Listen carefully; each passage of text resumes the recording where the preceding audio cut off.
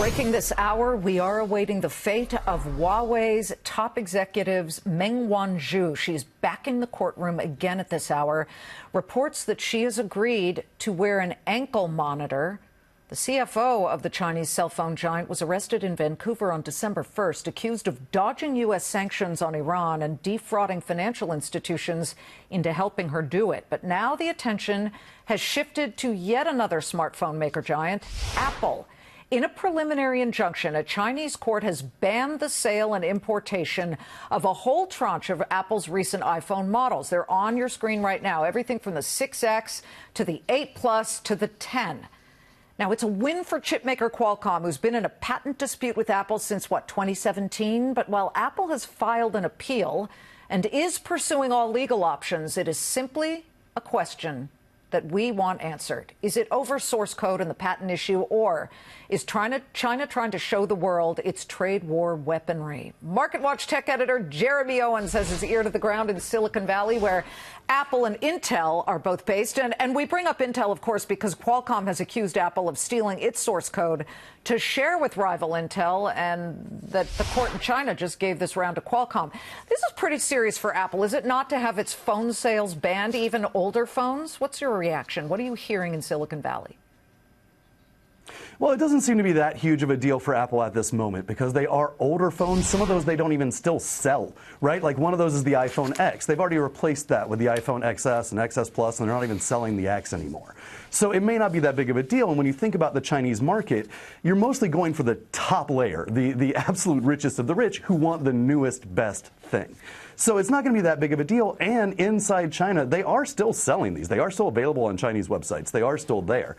So I don't know if it's that huge of a deal right now. If you talk to Apple, they will tell you software and services is where they're really getting their big money right now. So as long as the Chinese can still have their Apple phones in their hand and still buy apps, subscribe to apps through the App Store, they're going to keep making money off of those customers. I get that, but once the inventory on the ground in China dries up, then imports are banned of certain phones.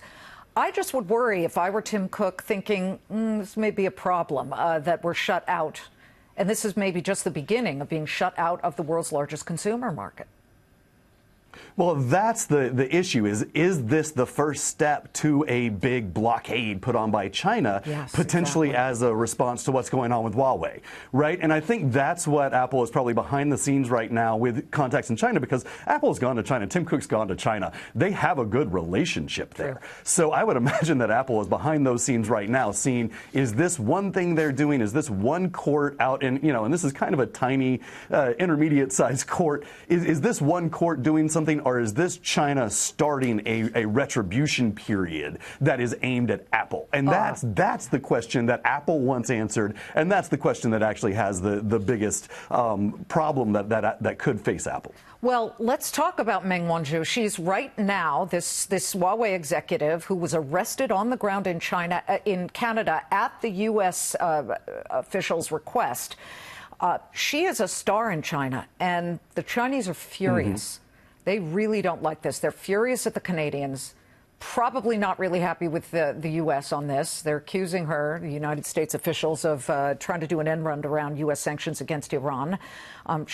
They don't want her leaving the country. She's a flight risk. So everybody's wondering, was this court situation giving Qualcomm a nice nod, or at least winning this round, something having to do with China sending a message? We've got our own weapons in court, too, not just you guys.